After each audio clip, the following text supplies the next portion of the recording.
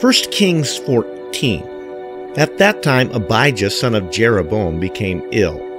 And Jeroboam said to his wife, "Go, disguise yourself so you won't be recognized as the wife of Jeroboam. Then go to Shiloh. Ahijah the prophet is there, the one who told me I would be king over this people. Take 10 loaves of bread with you, some cakes and a jar of honey, and go to him, and he will tell you what will happen to the boy." So Jeroboam's wife did what he said and went to Ahijah's house in Shiloh. Now Ahijah could not see. His sight was gone because of his age. But the Lord had told Ahijah, "Jeroboam's wife is coming to ask you about her son, for he is ill, and you are to give her such and such an answer. When she arrives, she will pretend to be someone else." So when Ahijah heard the sound of her footsteps at the door, he said, "Come in, wife of Jeroboam. Why this pretense? I have been sent to you with bad news. Go tell Jeroboam that this is what the Lord, the God of Israel, says. I raised you up from among the people and made you a leader over my people Israel. I tore the kingdom away from the house of David and gave it to you, but you have not been like my servant David, who kept my commandments and followed me with all his heart, doing only what was right in my eyes. You have done more evil than all who lived before you, and have made for yourself other gods, idols made of metal. You have provoked me to anger and thrust me behind your back. Because of this, I am going to bring disaster on the house of Jeroboam. I will cut off from Jeroboam every last male in Israel, slave or free. I will burn up the house of Jeroboam as one burns dung until it is gone. Dogs will eat those belonging to Jeroboam who die in the city, and birds of the air will feed on those who die in the country. The Lord has spoken. As for you, go back home. When you set foot in your city, the boy will die. All Israel will mourn for him and bury him. He is the only one belonging to Jeroboam who will be buried, because he is the only one in the house of Jeroboam in whom the Lord, the God of Israel, has found anything good. The Lord will raise up for himself a king over Israel, who will cut off the family of Jeroboam. This is the day. What? Yes, even now. And the Lord will strike Israel, so that it will be like a reed swaying in the water.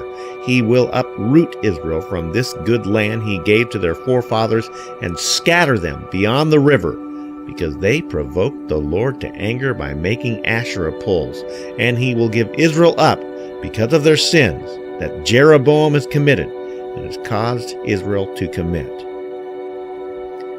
Then Jeroboam's wife got up and left and went to Tisra. As soon as she stepped over the threshold of the house, the boy died. They buried him, and all Israel mourned for him, as the Lord had said through his servant the prophet Ahijah. The other events of Jeroboam's reign, his wars, and how he ruled are written in the book of the annals of the kings of Israel. He reigned for 22 years, and then rested with his fathers, and Nadab his son succeeded him as king. Rehoboam son of Solomon was king in Judah. He was 41 years old when he became king, and he reigned 17 years in Jerusalem, the city the Lord had chosen out of all the tribes of Israel in which to put his name. His mother's name was Naamah. She was an Ammonite. Judah did evil in the eyes of the Lord by the sins they committed. They stirred up his jealous anger more than their fathers had done. They also set up for themselves high places, sacred stones, and Asherah poles on every high hill and under every spreading tree. There were even male shrine prostitutes in the land. The people engaged in all the detestable practices of the nations the Lord had driven out before the Israelites. In the 5th year of King Rehoboam, Shishak, king of Egypt, attacked Jerusalem. He carried off the treasures of the temple of the Lord and the treasures of the royal palace.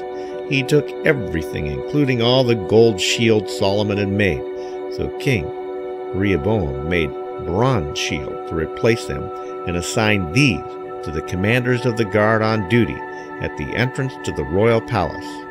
Whenever the king went to the Lord's temple, the guards bore the shields, and afterward they returned them to the guard room. As for the other events of Rehoboam's reign and all that he did, are they not written in the book of the annals of the king of Judah?